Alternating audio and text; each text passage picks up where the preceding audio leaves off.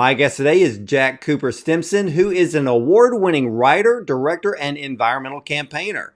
Now, he trained with the National Youth Theatre in Great Britain and has since written and directed numerous features, short films, and pieces for TV.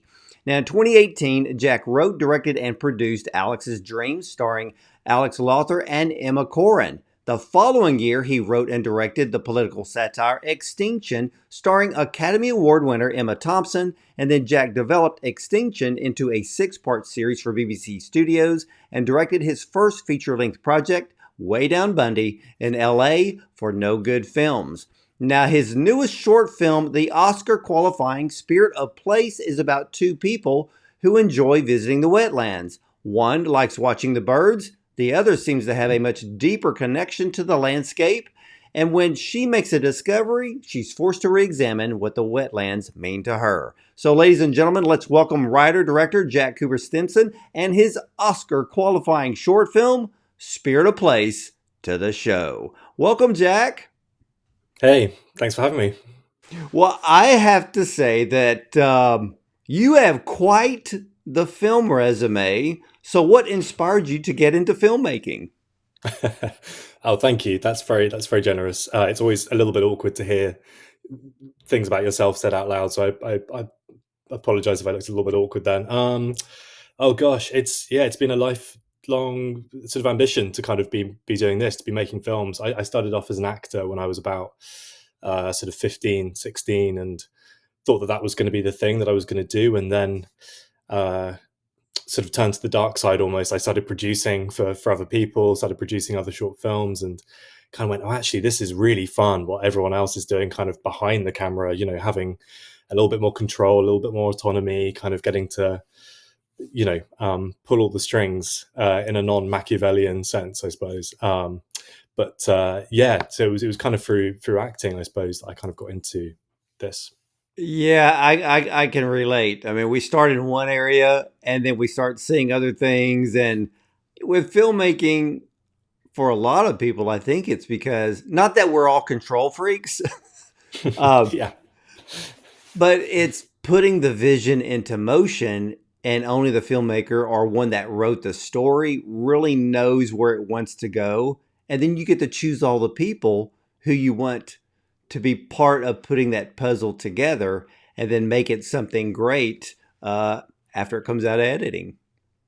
Yeah, absolutely, absolutely. And I love working with actors. That's kind of my favorite bit of the job, is getting to kind of spend time with, people who really are good at acting. I'm okay at acting. I can do it, but it's certainly not something that anyone should probably like pay me to do. But it's nice to work with actors and be like, oh yeah, these guys are really good.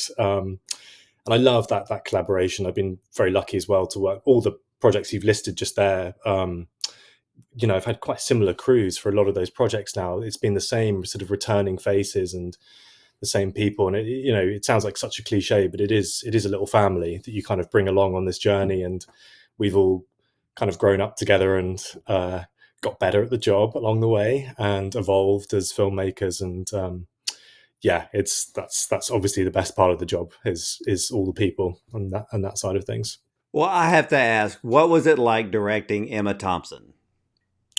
Oh, I mean, yeah, hard to put into words because I kind of want to be Emma Thompson when I grow up. That's the honest truth. Like, she's just the coolest person around, really. I mean, her credentials speak for themselves, really. But I mean, she's just, she's so ingrained in British film. Well, not just British filmmaking, but filmmaking full stop.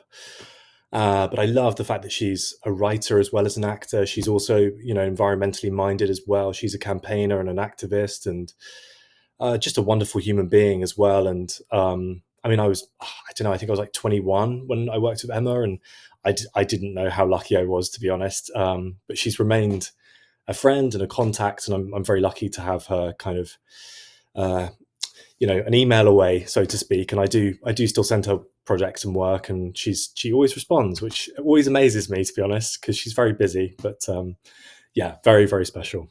I love that. And I know at this time of year, everybody's going to be watching Love Actually. So we'll see Emma Thompson on screen again and again every holiday season. But let's talk about this brand new short film that you have, Spirit of Place. It really stood out to me amongst all of the shorts this year because on screen there is a serenity about it. There's a feeling of a tranquil escape. So, where did you get the idea for this film? Well, firstly, thank you. That's really kind of you to say, and that's just lovely feedback. Yeah, I mean, the idea has been with me for a really long time, and it's changed a lot, and the development was really quite special, and I don't think I'll ever have an experience quite like that. Actually, the development of this film has been totally unique in many ways, but I'll try and kind of condense the story into a shorter time as possible because it's a long one. But about sort of 2 years ago, I reached out to the actor Mark Rylance because he is again a bit like Emma Thompson is one of those actors that clearly is incredibly talented as an actor, but is also making lots of noise and lots of very kind of positive movements in the kind of environmental world, and is a campaigner and an activist. And uh, Mark was talking about lots of things in the press over here, particularly around sort of COVID, when there was time to kind of talk about these things. He was talking about nature and the need for more storytelling around nature, and how we can kind of how we've become disconnected from the natural world, and we need a kind of revolution of storytelling in order to kind of reconnect with the natural world. And I thought that was just such a beautiful thing. I think it was so kind of refreshing to hear that, and I really connected with it. And I thought, again, this is COVID. There's time, and uh, I knew that Mark wasn't going to be filming anything, so I thought it was probably quite a good time to send him a script. So I did exactly that. There was a story that I'd written about two young people exploring like a forest environment. It was only about 5 or 6 pages. It was very, very, very short. It was more of a kind of micro short, and very, very odd and quite strange. And much to my surprise, Mark read it and really liked the writing. He said that he connected with the writing, um, but he wanted to reposition the film and talk about wetlands. At that point in time, I said, "What's a wetland? I have no idea what you're talking about. You've lost me."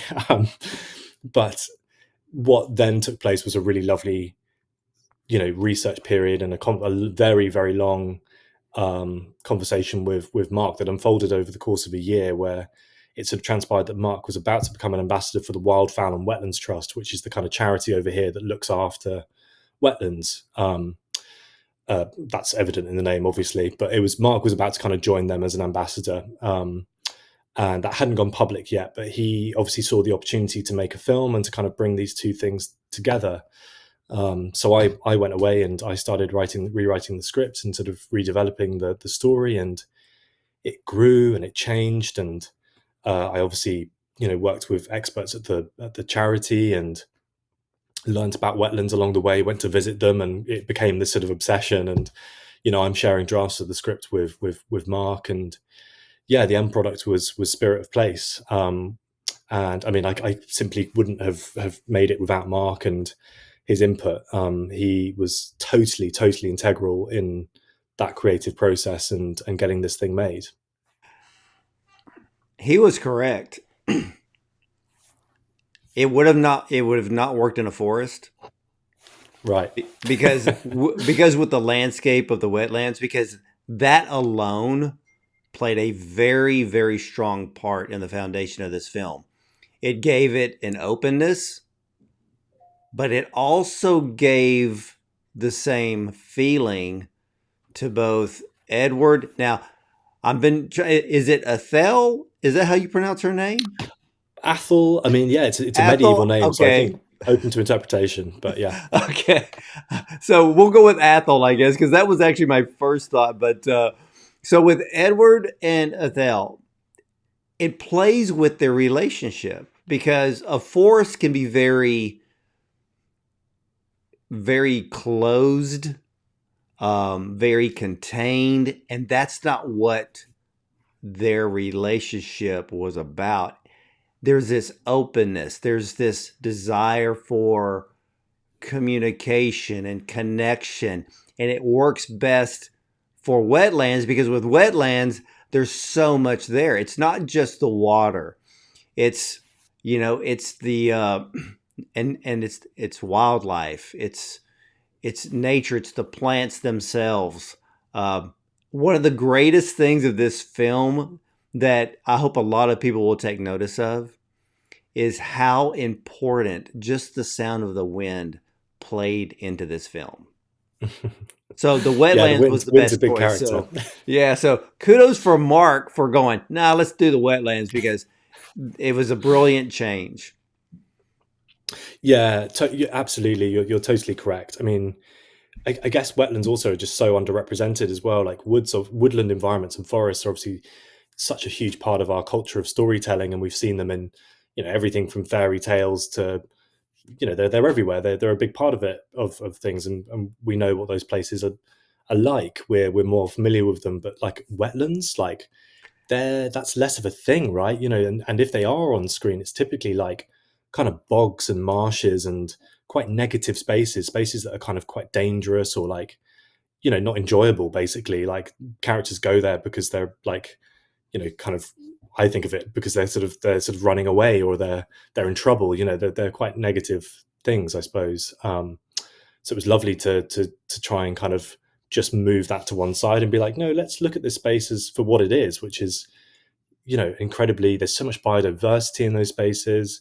They happen to sequester more carbon than forests as well, which I think is another like really cool thing about them. That they're kind of this super like they've got this sort of superpower. They're more powerful than forests, and yet they at first glance you might not see very much. You might think, oh, it's just a bit of water. There's some reeds. There's not very much going on, but actually, yeah, they've got so much to offer. So, as I'm sure with most things, Mark was absolutely correct. Yeah, yeah, and you bring up something that I really was going to start laughing about because when I think about bogs and you think about peat, you think about Ireland, and you're like, people go there because they're not really happy. And if it's a film, they're probably going to be burying a body. So, Yeah. but with wetlands and in the truest sense, even where I live, wetlands are extremely important because you have not just a bird population, you have a duck population. You also have a fish population, which is extremely important, which is why, like you said, the reeds and the tall grasses, that's where a lot of the fish reproduce. If someone's fishing, that's usually where they're going to be casting their line is into that area because that's where the fish are. Hunters because of all of the ducks. So yeah, wetlands works in this. So let's move into the two main characters of this film. So we have Edward, who likes to watch the birds, which I can relate to. I love doing the same thing. Then you have Athel, who seems to be more of a deep thinker, but she absorbs her surroundings far more than Edward does. He's looking at creatures of the sky and in the water. She's looking at the total landscape. Yes, absolutely. That's it in a nutshell. Yeah, they're two very, very, very different people, and maybe something we always wanted to acknowledge with those characters is actually on paper, you might sort of think like, why are they together? Why would they spend time with each other? And I guess it's not entirely clear if it is romantic or if it's not romantic. There's a little bit of ambiguity there, and that's very much a kind of part of the story, I suppose. That's something that we slowly do learn about and explore. But yeah, I mean, in a really kind of basic way, we thought of it as like Edward was more like the land. He was this sort of quite solid, grounded person. He knows what he likes. He's got a routine. He comes to the wetland, his local wetland in London. I should say these are sort of it's an inner city wetland that they're visiting, so it's kind of it's not a million miles from like central London. It's very, very close actually. It's in quite close proximity to the hustle and bustle of everyday life, and Edward comes there to escape. And yeah, he's like a bird nerd. He loves all the birds, and that's what he's interested in. He knows them all by sight, and he loves sharing that with Athel. But they'll get a coffee and they'll sort of relax there. But yeah, Edward's very maybe quite typically male as well, like quite strong, quite kind of quite hard to kind of penetrate perhaps as well. Just like quite kind of like uh, he's got his stuff together and yeah, he's okay. Whereas Athel, I suppose we thought of as more like the water. She's a little bit more fluid. She's a little bit more malleable and flexible, and she's moving. She's really kind of like, as you say, she's noticing the total thing, and she's got this sense of inquiry that Edward doesn't really have about the space. That Edward's quite content to kind of be there and just enjoy it, whereas Athel's just kind of looking around the corner, so to speak. She's kind of just going, "Oh, what's over there, and what does that mean?" And um, yeah, yeah, that's kind of what causes the first question of the film, I suppose. Yeah, you bring something up because Edward is he's got his stuff together. He's strong, and he's there just enjoying bringing binoculars, looking at birds, seeing what's going to appear. And she still hasn't really found herself. Yeah, And that's the reason why, because, and you can tell because the way she interacts with Edward, and I love the way that you don't make it obvious at all in this film. Are they together? Are they just friends? Are they just hanging out? So I love that aspect of it because it kind of gives a little sense of, a little bit of a fun mystery between the two. But she hasn't found herself. She's not grounded emotionally, but then her emotions are tested because she comes across and she finds the crown in the water. And I was looking at that scene, I'm like, this is interesting because most people would have never seen that crown. Someone would be walking the trail, they'd walk right by there because most people are not looking down, they're looking out because if you're in the wetlands, you're scanning the whole landscape all at once because you're looking at there's so many things to see all at one time. So your senses are like looking around, but it's also a place of serenity. But she shows up and she doesn't have that peace. And so she finds this ancient crown. But then, and I love the part of this film, you add the older man into this film. And he's really the kicker to this whole thing. Because he doesn't say a whole lot, and when he does, it's almost like he's asking a question with a question, the way his conversation goes. But he does prove something in this film. There are things in life that just find you. And when he said that to Athel, I went, wow, how profound and poignant was that statement. I mean, to me, it was a defining moment in the film. uh, yeah. Thank you. I mean, yeah, the film builds to that moment. I suppose that really feels like there's a lot of ambiguity in the film. There's a lot of answers. There's a lot of questions and questions being answered by other questions. As you say, we never really kind of. It's not a film that, and as a filmmaker, I wasn't particularly interested in kind of presenting answers necessarily. I really wanted people to kind of interpret the film in their own way and to come to their own conclusions. But yeah, it kind of builds to that interaction between Athel and Alf, the older guy, as you mentioned, played by Mark Rylance. And I think hopefully there's that sense of like, okay, great, we're going to find out what's going on. We're finally going to kind of get conclusion. We're going to get it. And yeah, this guy is not at all what Athel expects. He's there for kind of completely different reasons. He's kind of minding his own business. He kind of barely notices her. He acknowledges the crown, and he kind of has his own interpretation of that. But it just felt important to not kind of give away what that was. And the crown represents several things across the film. I think it holds a lot of weight, literally and figuratively, for Athel, and it's not something you can necessarily explain in one kind of sentence or one kind of moment. So yeah, I hope audiences don't feel kind of disappointed by the lack of conclusion. But I mean, sorry, like it's just not that kind of film. No, because that's the thing about short films. You have to watch them very, very closely. They're not that long, but it's not always what you see and what you hear. There's an internal interpretation or a message within these types of films, and your film had that. I forgot how many times I watched it because I'm like, am I missing something? Because, and I say that as a compliment, and because that scene, he's standing out in the water in the wetlands. I mean, if you saw somebody standing in the wetlands in certain areas where I'm from, that could be considered as you don't do that. And because you're damaging a habitat.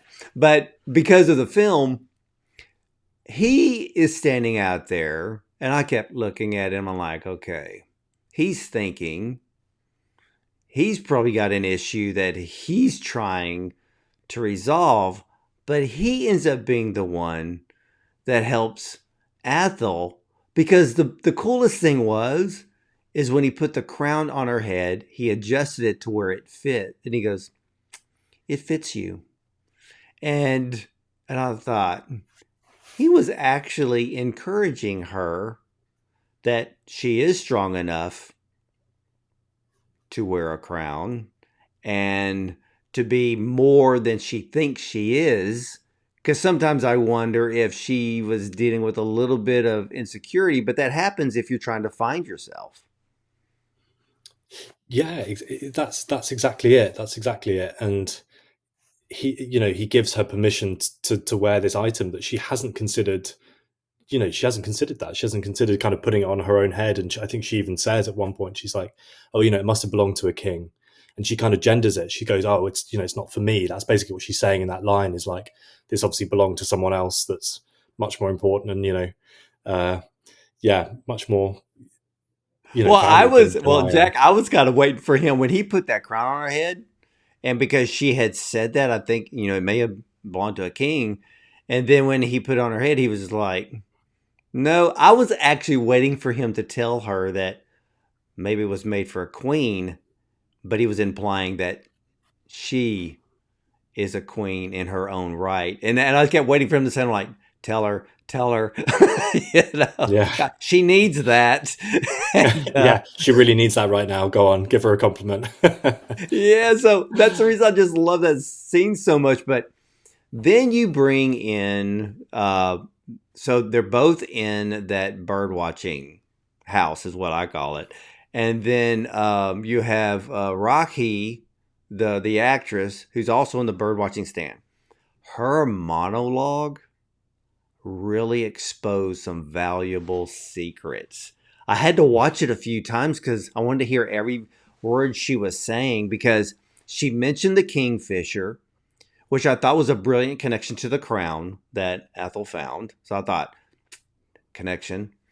So she finds a crown, but then she fishes it out of the water. So I kind of put that together.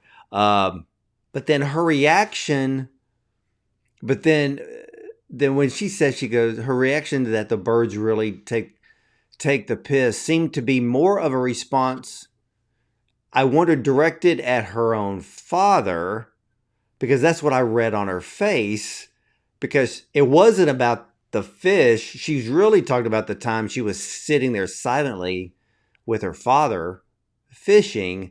And I think she really wanted more reaction and more attention from her father that she didn't get. You're really good at this, by the way. I mean, that's well spotted. That's. I'm impressed, honestly, because I don't think many people have made that connection between the two scenes. And it's subtle. It's just the mention of a kingfisher, and there's a crown, and that might seem a little bit obvious, but I think lots of people might have missed that. So yeah, well done. I'm very impressed. Yeah, it's a nice way of kind of tying it all together, right? And I think it's Athel when she meets that bird watcher. She's really starting to spiral. She's really sort of starting to kind of. She hasn't told Edward about the crown. She hasn't kind of told him about this discovery. because I don't think she knows how to express it. It's simply like, I literally don't. I feel like I'm going insane. I don't know what to tell this my friend, so I'm just gonna keep that quiet for a little bit longer. So when the birdwatcher mentions the kingfisher, it's that same feeling that Athel has had, that thing, that sort of fleeting sense of, oh my god, I've found something, I've seen something, and then you're chasing that high again. And the birdwatcher is doing exactly that in their own way. She's someone who comes back to the hide, and is a little bit anaraki, perhaps a little bit kind of, again, a little bit nerdy, perhaps, and bit of a loner, maybe.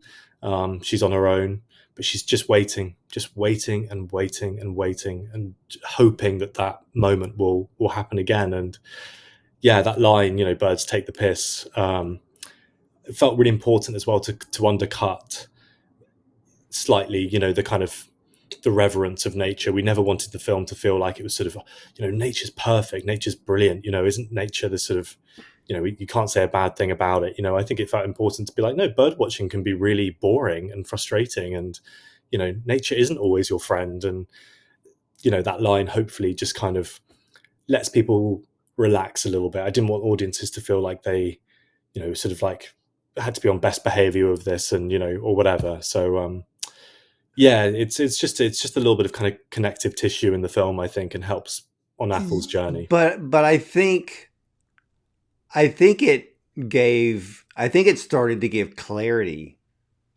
to Athel, because if the other bird watcher, when I was thinking about, like, okay, she wasn't getting the attention from her father that she really wanted as a little girl sitting there on the bank.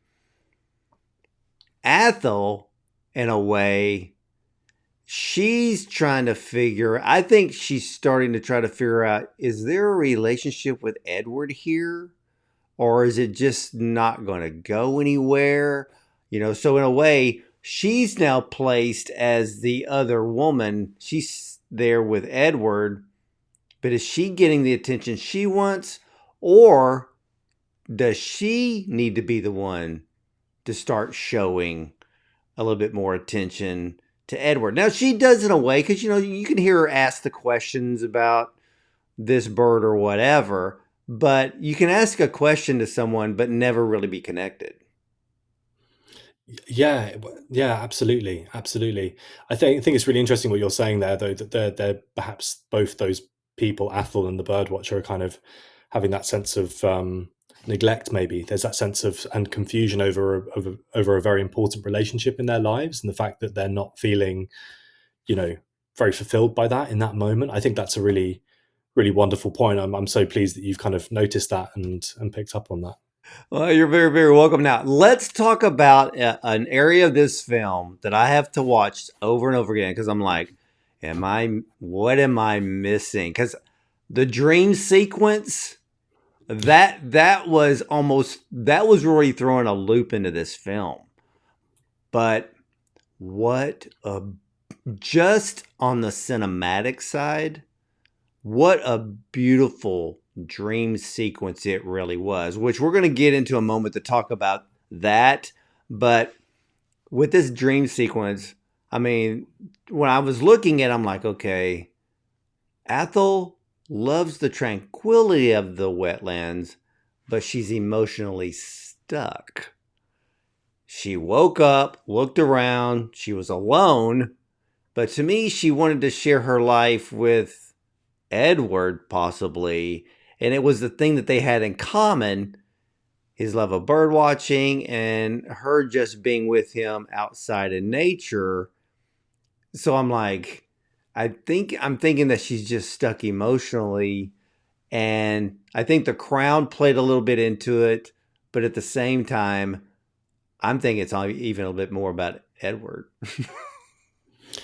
Yeah, yeah, it was so fun and difficult bringing that together, that whole sequence. And actually, to be entirely honest, even when shooting it, was still that sense of, is this going to work? I'm kind of looking to my editor who's cutting in he was in a building not far from location. I'm sort of going, is this okay? Like, is this ever going to work? And I think it does, and I think it found a kind of lots of new meaning in the edit, and it did change a little bit. But yeah, Athel's pond. It's this big spread of emotions that she's had, and yeah, we wanted a moment to just do something really kind of wacky and beautiful as well.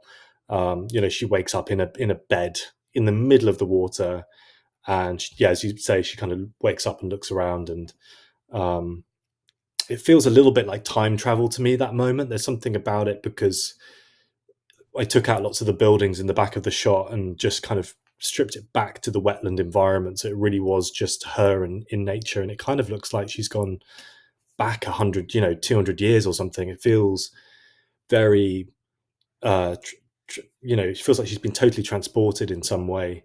Um, but yeah, Edward features in that moment as well. He's very present in her mind, and there's this sort of sense of him leaving, this sense of departure, and the sense of a kind of end of that relationship um, that she's processing. And again, I'm going to repeat myself.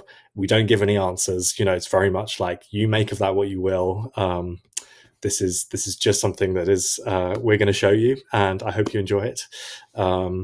But I think also what it does help is it gets Athel to the place where she's ready to get rid of the crown. She's gone, you know what? This isn't worth it anymore. Like, I don't need this in my life. I'm just gonna chuck it back in the water. And I think that dream sequence is kind of the final thread for her. It's kind of that last bit of like, oh, you know what? Like, I haven't got the energy, and she's not finding the answers. She's lost. So Yeah, yeah, there's a lot going on. but that's the thing. If you look at this film really closely, the other bird watcher in the birdhouse, just by voicing and talking out loud, she knows what she was missing. Then it kind of bleeds over to Athel. And then with his dream sequence, then a lot of then like Edward shows up at the end of that dream sequence, and that ending shot of him, he walks off. So it's almost like a sign saying, "Are you going to let him walk away?" And but then you go back to the older man, and I thought one of the coolest things about him is after he put the crown on her head, and then she goes to that point of like wanting to just chunk it back into the water, but then he just looks at her and he goes, and he's really talking about himself, which I thought was really kind of funny. He goes, "I figured it out." He says thank you, and he moves on. And I like, he went there looking for his own answer. She's there looking for her own answer. He plays a part in helping her find an answer. He figures his out and he leaves. The dialogue is not that much, but it's profound. Yeah, he doesn't hang about. He's sort of he's his character who's on his way to work. Actually, I mean that's kind of the backstory behind him. Is he's like he kind of checks his watch and he's like, right, I'm out of here. This is just a little detour on his day, and yeah, there's been lots of interpretations as to who and what that character is, and actually, my sound uh, designer Benji, it was very sweet. He said, "Oh, I think that character's like a bird. I think he's like a bird who's been sort of momentarily transformed into a man, into a human being." I thought, yeah, that's lovely. I hadn't thought of that myself. Like that's definitely not my interpretation of that character, but yeah, he's on his own track, and when writing it, I kind of know who he is. I've written it with a backstory and with a kind of an explanation, but um, yeah, it's been lovely to kind of hear different people's interpretations of who that person is. And he mentions a jeweler on the high street. He sort of says, "Oh, if you do want to sell it, the crown, if you don't know what to do with it, there's a jeweler on the high street." So some people have said, "Oh, well, he must be the jeweler. He must, he's that person." Um, Again, not giving away any answers. That's very much No, no. I mean, I was almost wondering that when he started walking off, I was like, what if he had just faded, and as he was fading, he was actually wearing a royal robe, that he was the king and that was his actual crown. And so you see this shot of the businessman walking away, but all of a sudden he fades into this king and then he disappears. I'm like, That would have worked. That would have been beautiful. Yeah. I mean, hey, look, if we ever develop the story, I might have to borrow that idea because that would be really, really lovely. Well, There is a clue in his name. I'll say that much. I mean, his name is Alf, the character, and if people want to do some really a bit of a deep dive and some research, there is a connection between Alf and wetlands and crowns and things. So I think people can kind of figure it out, but I'm not well, going to say see, anymore. I didn't get a chance to do that because when I went on IMDb looking at the cast list, he wasn't listed in the cast, and I was like, Yeah, he's not on there. yeah, I was like, and then it's like, well, who is he? And of course, I could have looked at, I could have just read the ending credits because I recognized him as an actor, and but but I have to ask you because I know that your cinematographer was Pip White, so I know her work. How did you come to choose her for the cinematography for this film? Well, I mean, Pip's a genius, right? I mean, I met Pip on the feature film we shot in LA, Way Down Bundy, which has actually been renamed to. It's now called Goodbye Hello, just to make things more confusing. But yes, that project, we shot that back in 2021, I think, and I was here in London. I was doing all my pre-production over here, and I was being introduced to cinematographers in LA and interviewing people very much like this, kind of over Zoom or whatever. And I met Pip, and Pip happened to be a Londoner living in LA, and she'd just finished studying over there, and her work was beautiful. The stuff I saw, I was like, well, yeah, this. You're clearly the right person for the job. But the fact that she was also a Londoner as well felt really lovely. It was like we grew up very close to each other in London, and there was a little bit of kind of common ground there. And I thought, look, if I'm going to go to LA and I'm not going to know anyone, like I literally didn't know a single person going over there, it'd be nice to have Pip as another kind of countryman, so to speak. So we met on that job, and we shot this feature film together, and just was very apparent very quickly that our brains kind of can connect in a very, very profound way, and we can, I think we can make really great art together. And Pip's just the most hardworking person, the most hardworking cinematographer I've ever met. And as soon as this project kind of came into existence, I said, well, I'm not doing it about Pip. Like I have to have Pip. That's my one kind of caveat. And luckily, Pip was able to come over. She's very busy now. Everyone else has now got very wise to the fact that Pip is very, very good at her job. So I'm going to have to start booking her in way in advance. But yeah, I can't speak for Pip's kind of too much of her creative process. That would be for her to say. But I know that she really digs into the script. She's very led by story as a cinematographer. She's not just looking at it as like purely visuals. She's always thinking about the story.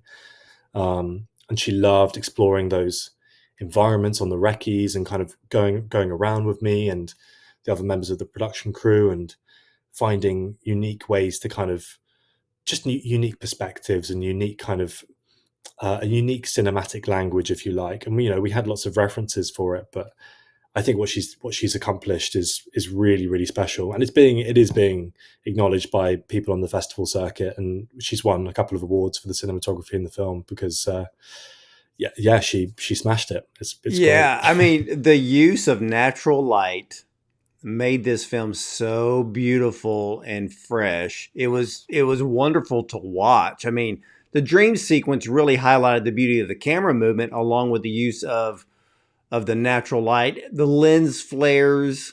I mean, it all played so well. She's one of the best when it comes to using natural outdoor light, where I've seen other cinematographers that truly know how to make shadows tell a story, where you'll see their work is slightly on the darker, deeper side. Hers always seems to be very light, very bright, fresh tone. You feel the environment when she films. And that's Yeah, you needed that for this film because the wetlands because it's so open and airy. You needed someone that knew how to bring all of that alive on screen. Yeah, exactly. No, Pip is a true kind of master of that, and working with very little, equipment really. Like, we didn't have lights for like a majority of the shoot. I don't, perhaps ever. I can't remember if we did have lights. I don't think we did. Um, so, she's working with a bounce. She's just in the water in waders. With the camera on her shoulder, and she's still crafting light. She became a bit of a kind of a cloud watcher for the duration of the shoot, because she's having to constantly kind of be looking up at the sky, kind of watching for when the clouds, what they're doing, and she's having to think 5 minutes in advance of our takes and stuff. And yeah, no, like such a skill, and it's a hard shoot, that being outside for I think we shot over the course of five days, thereabouts. And it's tough. You're outside, and it was really good weather here in London for the shoot. It was kind of quite hot, and um, yeah, it's exhausting, and she's there with a camera on her shoulders the whole time, kind of getting it done. But Well, yeah, she's incredible. how did you do the bed in the water? Because I'm like, how did you get her? How did you get Oriana out there without getting the sheets all wet? Because I'm looking at the placement of the bed. I'm looking at the bed comforter. I'm like, okay, it's draped into the water, but did you bring her by boat to the other side so when she got into the bed she was dry?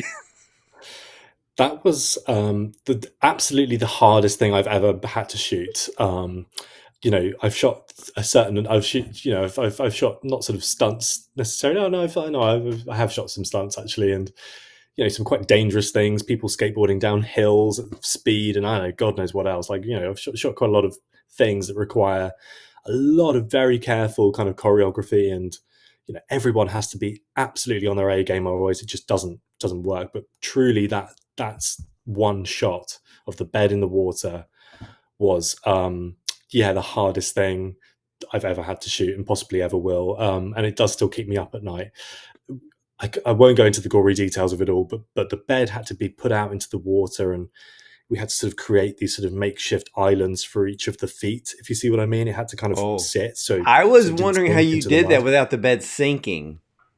Well, exactly, because yeah, it's just it's just mud, just like it would have just disappeared, and it did start to slowly disappear as well. Might I add, like we started shooting, and suddenly it's like the bed is just kind of doing that very, very, very, very slowly.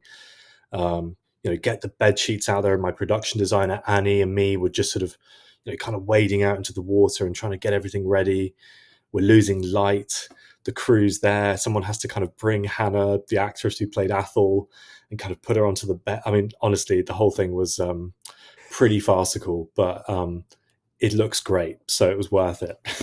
Oh my gosh, because I was like, how in the world do they pull that off? Because you have one bed where it leans deep into the water. So, and I'm like, I know that the bottom is going to be very soft mud. And so I'm like, oh man, that must have been so difficult to do. And it's kind of like, this as a filmmaker, you're setting up a shot, you want to get everything right, but you're racing daylight. And regardless if you start early, you're still chasing daylight because the sun keeps changing positions in the sky, and then you have to wait. Or maybe Pip is waiting, like we have to wait for the sun to move into this direction before we can start rolling, and then it gives you less time to film. Yeah, and it's the kind of thing, if we don't get it now, if we miss this shot, we don't have a second chance of this. We can't just come back tomorrow and have another go. We don't have the time or the money. It's like it's now or never. So it's that sort of moment of having to galvanize everything so quickly. And yeah, I mean, in fact, I'll let you, a little secret is that the close-ups of Athel on the bed are actually, we shot that on dry land. So we got the bed out of the water, and then that's just a very sort of low angle looking up, and you just get a lot of sky behind her. And again, that was another kind of Pip masterstroke. That was her idea, because it was just shooting in the water was incredibly difficult. And Yeah, you know you only want it for the wide shot anyway. yeah, So yeah, that exactly, makes sense. exactly. But one of the things that didn't just catch my eye, it caught my ear. Tell me about this music score. I also understand that you were co-composer on it. Yeah, I did do that. Yeah, which I didn't tell anyone I was going to do that for a very long time, because I actually, I wrote a lot of the script in this very room where I'm sat, and my guitar is sat literally right here next to me. And so quite often, what would happen is I'd be writing and sort of thinking, and da, da, da. And then when I get stuck, or if I don't know what to do, I pick up the guitar and I just start kind of noodling, just to kind of try and liberate the brain, just try and kind of just distract myself or whatever. But then very quickly, actually, those two things started to kind of speak to each other, and I understood that I was writing music that felt very connected to the film. And I didn't tell anyone, because I thought this would be really embarrassing if I write music for the film and no one likes it. So I sort of said to everyone when we got to the edit, I said to my producers, Lewis and Izzy, I said, "Oh, I've got some stuff that I can just put on the film as sort of temp track, like some old stuff." And we recorded some demo stuff that then sat over the film for a while, and actually it worked. It was okay. It wasn't total garbage. And then, yeah, me and Benji, who I composed the music with, we sat in a studio for 2 or 3 days and re-recorded the music, built it up a lot more. Benji did a fantastic job of playing other instruments, like took cello in there and violin and Rhodes and other, like, lots of keys and lots of kind of other things. And yeah, it was such a pleasure, and I selfishly really enjoyed doing that as well as writing and directing. It was really good fun. Yeah, and it worked. It worked with the whole film because there were Thank you. because there were there were elements within there were scenes in the film where you only heard the music for a few seconds. And so I was like, that and I found it cool and interesting at the same time because sometimes you hear music scores and they're playing for a much longer time, but you only had certain parts in the film before the ending where they would only play really just for a few seconds. And it just added enough to the element of the scene. And it could have been just a scene of the wetlands and the wind blowing. So it all worked out. But like I said, this film to me, it stands out because there's a simplicity to it. There's a freshness to it. It's not dark. Every year, short films, because there's always that group that are always dark and dramatic and tense. Yours is this open and airy, and we kind of enjoy the two people or the three or four people in the film, and we're not left needing antidepressants after we watch it. No, I don't think you need that. I don't think you need that. Well, now that you're Oscar qualified, what's been the audience's reaction to your film, and what are some of the most common questions that you get about it? The reception's been really lovely so far. We've had a really exciting festival run so far. I think we're coming kind of to the end of that now. I think we've only got a handful of festivals left, and we've qualified for the Academy Awards and the BAFTAs over here, and we also qualified for the BIFAs, and that's really exciting. That's obviously it's lovely to be a part of those conversations and to feel like the film has had that kind of recognition. It's a first for me. I've never had that experience with a film, and uh, it's this might be the most personal film I've ever made. It feels very, very kind of close to my heart. So I just love talking about it. I love sharing it with people, and it is a little bit esoteric. There is, the film is not sort of mainstream in any way, really. Like it's quite slow and very meditative, and I understand that's not going to be for everyone, and that's okay. I've been in screenings where I can see someone yawning over there or someone sort of checking their phone, and that's okay. I don't mind, but people do. Some people really do connect with the film, and that's very special. And it's generated some really exciting conversations at the festivals. And what questions do people ask? I mean, yeah, what is the crown? Like, what does that mean? I think is the most common question. And then people are quite curious about Mark as well. Mark Rylance, they sort of tend to be, oh, what was it like to work with Mark? That seems to be the sort of, are you related to Mark is another question I get quite a lot, because I think people think like, how on earth did you get him in your film? So yeah, I'm not, just for the record, I'm not related to Mark, but yeah. I love it, and I thought the whole film worked. And I don't want to see films every year where everything is the same. Not that the stories are always different, but there's always these films, they have this particular look, and I'm like, I've seen this before. Uh, so it means that it better have a strong storyline. But yours just stands out. I mean, you have all of these films out there. There's some amazing, some of the strongest competition I've ever seen. But you're only, I think you're the second film that I know of that's been qualified for the Oscars, and you're long listed on BAFTA and BIFA. So that's a major accomplishment. So for those who are sitting in the theater staring at their phones, really missed out on a great film. Yeah, they're lost, right? I mean, yeah, yeah. That's on them. Um, That's on that's on them. them. Look, you can't win. You can't win them all. You know, like that's fine. That's okay. Well, here's the thing: if you're going to be sitting in a theater at a film festival, watch the films, because the whole point is this is someone's vision. This is someone's idea of creativity being brought to life, either if it's film or if it's on an SD card, whatever. It's been brought to life from just a pen on a piece of paper. And if you're at the festival, put the phones away, because you're missing moving works of art, is how I look at it. Me too. Me too. And look, you go to the cinema, you go to film festivals, you see things you don't like. It's part of the process, and but you learn something from that. And I love going to the festivals and seeing things that I would never have watched.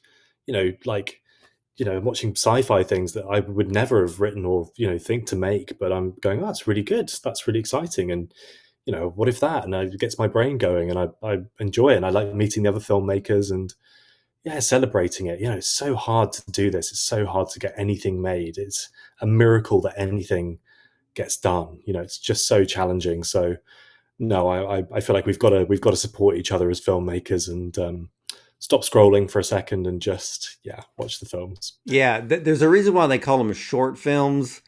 And if you can't take that amount of time away from your phone, you got a problem, and it's usually called an addiction. So we need to be more addicted to what's on screen when it comes to the cinema. But oh boy, ladies and gentlemen, Jack Cooper Stimpson's Oscar qualifying.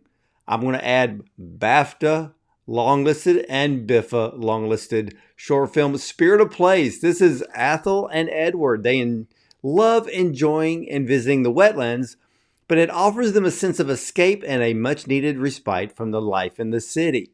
Now, Edward likes watching the birds, while Athel seems to enjoy what the environment gives her emotionally. This is a place they both rely on. But when Athel discovers an ancient artifact in the water, she's forced to re-examine her entire relationship with the place that she loves.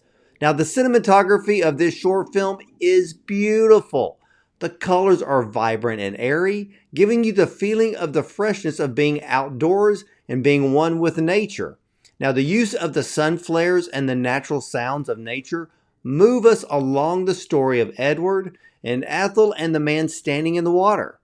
It's a beautiful film with a beautiful and poignant story of getting a fresh perspective of self-discovery. So, Jack, I want to thank you so much for sharing your film with us today, and much success on your, well, I guess your triple award journey that's on the way. Oh, well, thank you. Thank you. It's been such a pleasure to chat to you, and thanks for watching the film and for having really thought about it and given it some some proper sort of brain time. That means a lot. So yeah, thanks for having me. You're very, very welcome. And ladies and gentlemen, whenever you have the chance to check out Spirit of Place, put your phone away, take the time, escape, enjoy the serenity, enjoy the story, and who knows, after you watch this film, you yourself may find some new self-discovery. So for the rest of you, I want to thank you for watching and even listening. And as for me, you'll either see me at the movies or from the red carpet.